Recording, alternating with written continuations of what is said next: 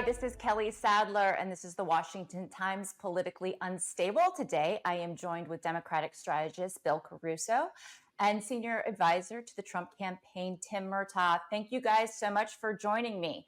So last night was the big VP debate, probably the last debate we will get in this election cycle.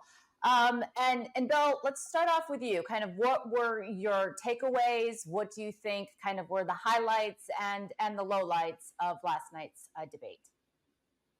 Well, the first question I had to myself sitting there watching it alone in my house, and people mocking me in my house that I was sitting alone watching it, as who was watching this, right? I mean, how many Americans, how many voters, right, sat down and watched this, or will get bits and pieces from social media? My biggest takeaway was it was outstanding. It's the kind of debate that the American public deserves in a campaign.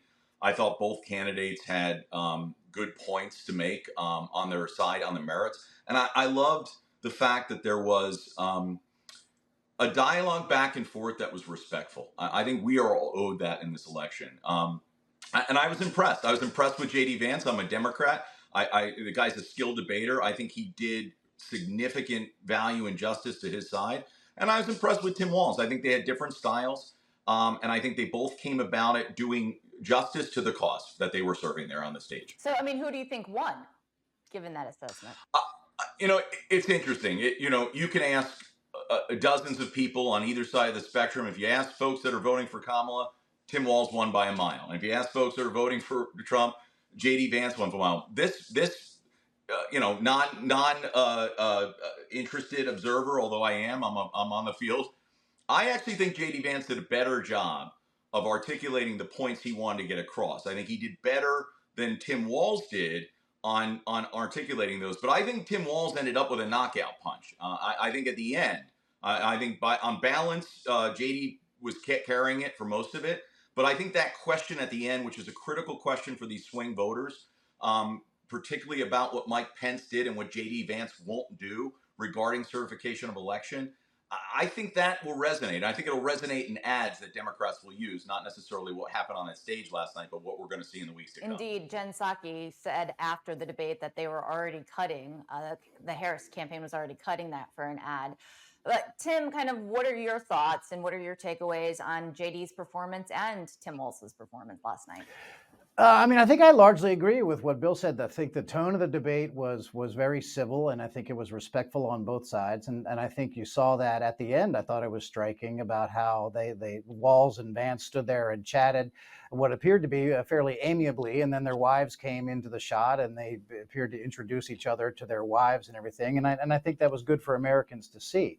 I think objectively, really, and I do think Bill touched on this. I think that J.D. Vance had a really great night, and therefore so did Donald Trump. And I think it was probably the first time that many of the people who tuned into that debate had really seen J.D. Vance, heard anything about him, or heard anything from him.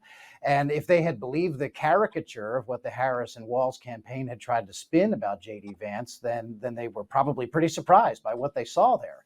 So, while I think that the tone of the debate last night was civil, the way that the Democrats have treated J.D. Vance leading up to this debate, including some stuff that's obviously fabricated that they claimed had been in his book and such things, but we're not there. I think he did a really, really great job. And he kept most of the time, almost all of the time that he was talking, he kept it focused on Kamala Harris, remembering that the opponent, the real true opponent in this race, was not there on stage with them last night. And he did, I think, a very good job of continuously tying Kamala Harris back to the fact that she is currently the Vice President of the United States. And if she is identifying problems that the country is facing, and we all acknowledge that the country faces significant problems, then she's been in the White House for 3.5 years. And if she thinks there's such big problems, she should have done something about it to this point and not be asking for a promotion before she can get around to doing those things. I think he made that case extremely effectively. And I think in the post-game commentary, as you might call it, I went out of my way to watch MSNBC. You just mentioned Jen Psaki there. Yeah.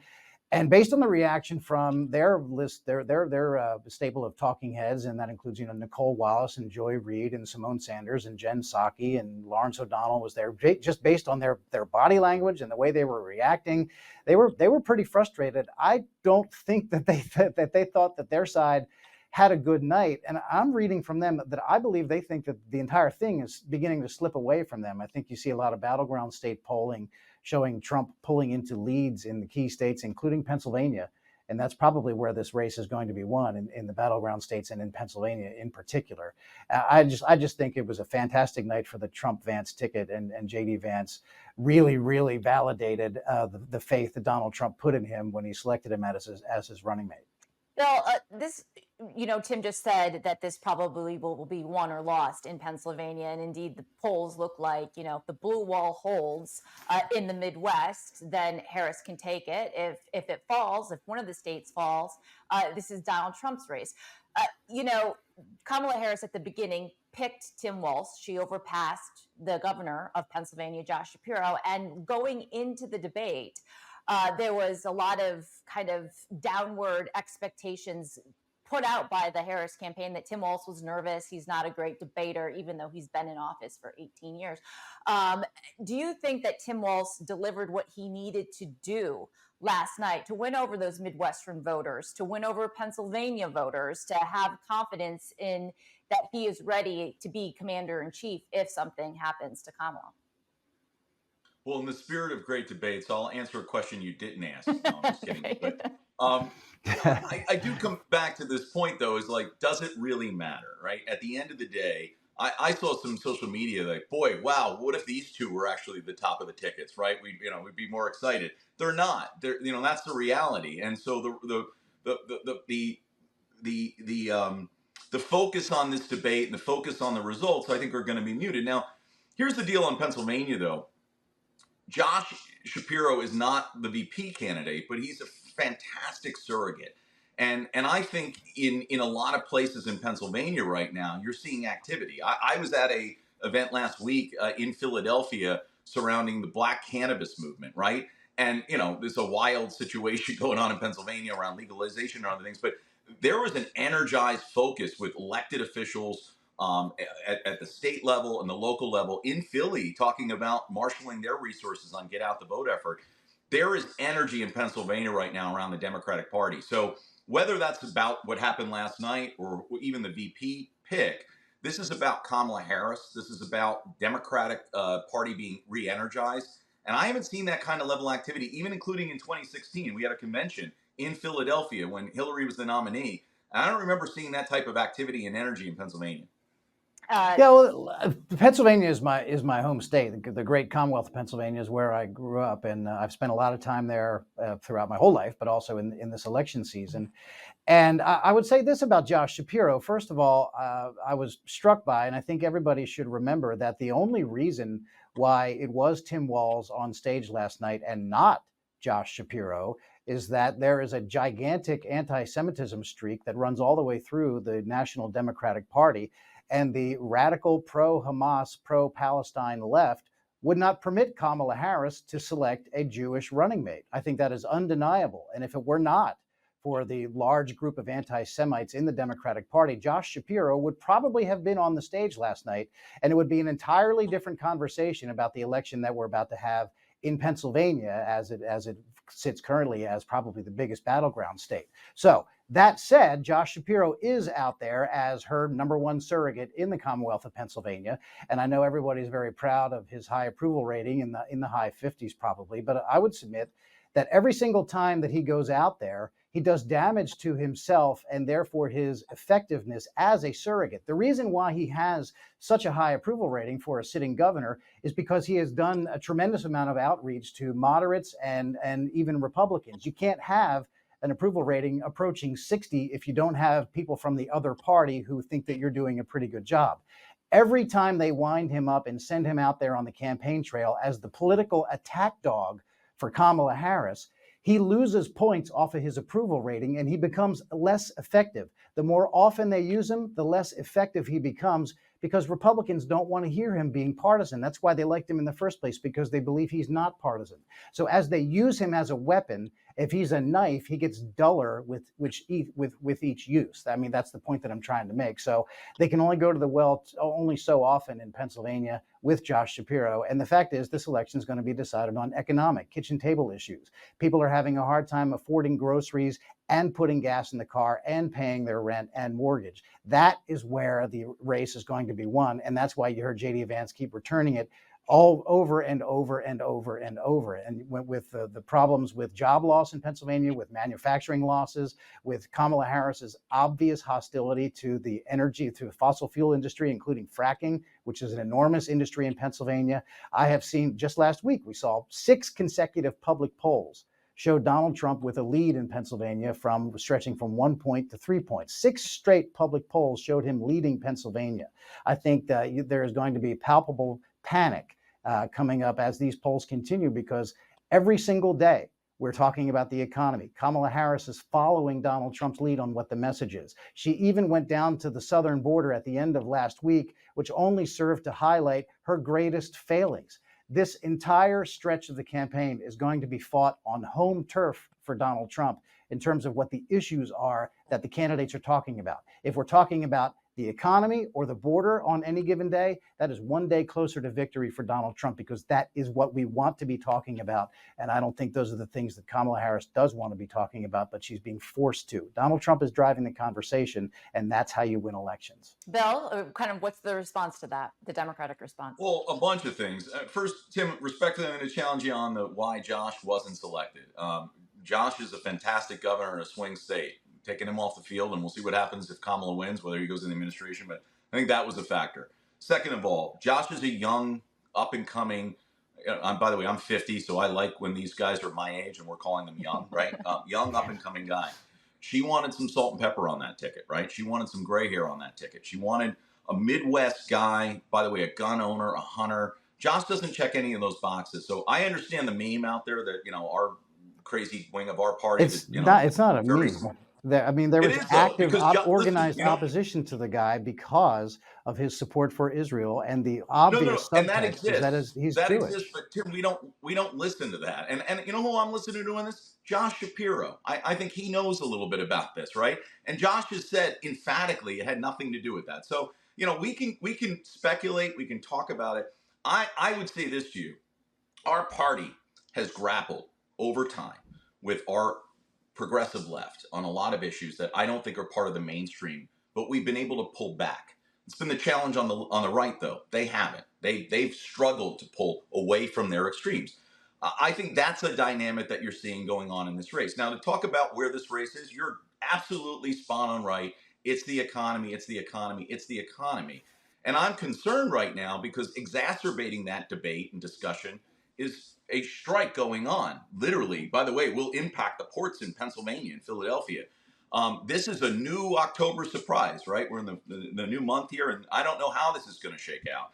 This is going to have impacts. But the message on the left, the message from Kamala Harris has been, we have dug in. I think Americans are adults. They know what went on in 2020, and I'm not blaming Donald Trump. We had a global pandemic. We had a prediction that we were going to have a Great Depression following it, like what we have never seen in our lifetime, right? In 2020, we had a prediction of a Great Recession.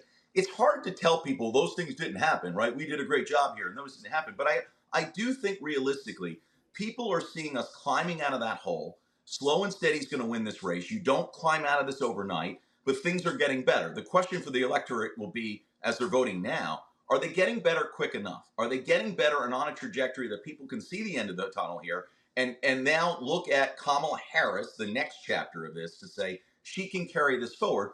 Or do we want to go back to where Donald Trump was? And granted, there were good economic times, but there were also other chaotic issues that I think the electorate is factoring in, particularly swing voters. So we don't know. And the last piece I'll just say to you is these polls are within the margin of error. The one thing I've learned over the course of this last couple cycles, the polls are all over the place. This is going to come down to getting out the vote and turnout in all of these battleground areas. Democrats are better than that at that than Republicans are. And that's why I have some faith. If these races stay within a point or two in these swing states, I like Democrats' chances. Bill, there has been a strategy coming from the Kamala Harris, Tim Walz a ticket to not do interviews with the media. I mean, America was introduced largely both to JD and Tim last night for the first time. JD's been painted out as a caricature, a terrible, evil person. So I think it took the media aback when they saw, oh, actually, he's the Hillbilly Elegy author. He's speaking like he wrote in that book, and he's got a very persuasive bio. But Tim Walz, again, a lot of Americans first time seeing him, and he came across as very congenial, very folksy, very down to earth. But what is this strategy without not doing press, not doing interviews, not doing any press conferences? And do you think that is hurting the campaign, the Democratic campaign? You're asking me? Yeah. Okay. Go ahead, Bill. Yeah. I listen. First, I'll answer the last question. I'm not sure that it is. I think they are not having a problem getting out their message, the message that they want. I wish they would do more interviews, by the way. I don't see it as a downside, but I don't think it's really impacting the race in a way that is going to be tangible. I may be wrong about that. But go back to what we saw last night. This is a place where I do think JD Vance excelled. I think Tim Walz, you got what you got. You saw the folksy guy, somebody that sometimes may embellish certain things about his own personal background, like an uncle that's telling stories or things of that nature. That's what you saw with Tim Walz. I don't think there were any surprises. I think the American public, whoever tuned in last night, was surprised because they had heard all these wild things about JD Vance, right? And these caricatures and memes. And he came off as a pretty normal guy. He came off as a person you'd want to go grab a beer with. He came off as a respectful supporter of his side, but not a jerk, right? Like a decent person. So I think that's where JD Vance absolutely excelled last night. He had more to gain. I saw he's had the worst approvals of any of the four candidates, and I wouldn't be surprised if you looked at his own approval polls following this debate. They're gonna go up a little as a result of that. And Tim, yeah, I mean, go ahead. Go ahead, Tim. Go ahead. Oh, I just think I think he's right there. I think JD Vance did do himself and therefore the Trump Vance ticket, a lot of good last night. And I would point out to the polling, and the Bill can find reasons to be optimistic here, but this is the strongest that Donald Trump has ever been in polling, particularly at this point in the campaign, in any of his three races. Going back to 2016 and 2020, the New York Times, the most recent New York Times national poll had Donald Trump leading the country by 1 point. That is unheard of. If Donald Trump is leading nationally by 1 point in a poll that includes California and New York, then you can just imagine what the underlying battleground states are. And this campaign has always set up just perfectly for Donald Trump, because as we're talking about the economy, and I think Bill touched on it there, the nugget question, the real question that faces voters in their minds is, am I better off right now than I was 4 years ago? And the obvious answer to that is no. And here's why the whole campaign sets up well for Donald Trump is that everyone who's going to vote in this election in 34 days has already lived through both administrations. They've lived through the Trump years and they've lived through the Biden-Harris years. And I know that Kamala Harris she occasionally wants credit for stuff that's happened over the last 3.5 years, but by and large, she doesn't want any parts of what happened. And she wants to say, I'm not she tries to pretend like she isn't in the administration, but they have branded the Biden-Harris administration as just that. The Biden White House has called it the Biden-Harris administration from the very first day. And if you think about it this way, if the White House were a storefront somewhere on Main Street in America, she'd be out there on the sidewalk with a razor blade trying to scrape her name off the window because she doesn't want anybody to know that she's been working there for 3.5 years. That's the problem that she's facing. Everyone knows how it was under Trump and how it's been when Kamala Harris. Heck, Joe Biden was on The View last week practically calling her the co-president. It's almost as though he's aware that she's trying to squirm away from everything. And he's saying, not so fast, you were in this with me, So I just think that as we sit here right now, 34 days out, and Donald Trump is either tied or ahead in these battleground states, that is bad news for the Democrats, because we know that he outperforms polls. And we just know that the salient question is, are you better off than you were 4 years ago? And the resounding answer from everyone is no. Yeah. And all of that points to a Trump victory. And that's one thing that JD Vance did bring home pretty much on every single question last night at the debate. So to kind of wrap this up, We always like to kind of grade the moderators. CBS held last night's debate, Margaret Brennan, Norah O'Donnell. Bill, how do you think that CBS did? And do you think it was a fair debate, or was it a kind of a 3-on-1? I thought it was fine. I mean, I didn't have a problem with the last one either. I'm the sort of running joke.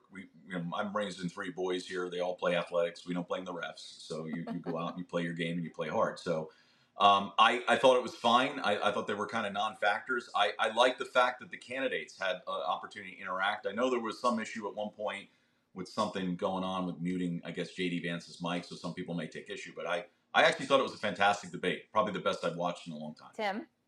Well, it may not surprise you to learn that I thought the moderators were terrible. They injected themselves into it again. They were not moderators. They played traffic cop, and they only stopped the traffic in going in one direction.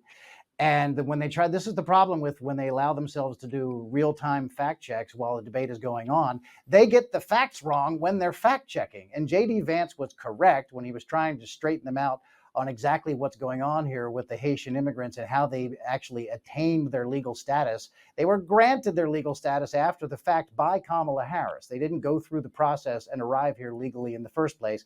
That's what he was trying to explain with saying she waved her magic wand. So I don't think they obeyed their own rules. This is the second debate in which the moderators were, in the first one, the Trump-Harris debate on ABC, the moderators fact-checked Trump 5 times, at least 5 times, and they fact-checked Kamala Harris exactly 0 times.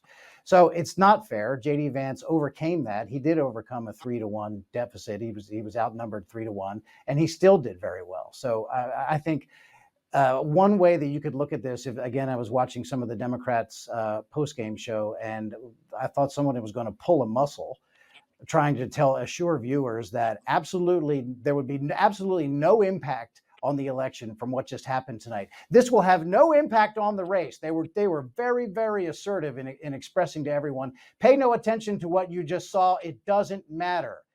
Well, I mean, if you have to be that aggressive in telling people that what they just witnessed meant nothing at all, then perhaps it did mean something.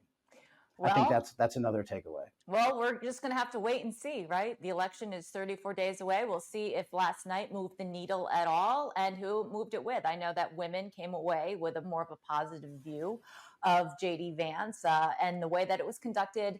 I thought both candidates came off well, and it was very civil, and we actually got to the heart of some policy matter, which people have questions about and want answers for. So we'll see how things go in the final days to the election. Tim, thank you so much for joining. Bill, thank you so much for joining. And thank you, our viewers, for watching.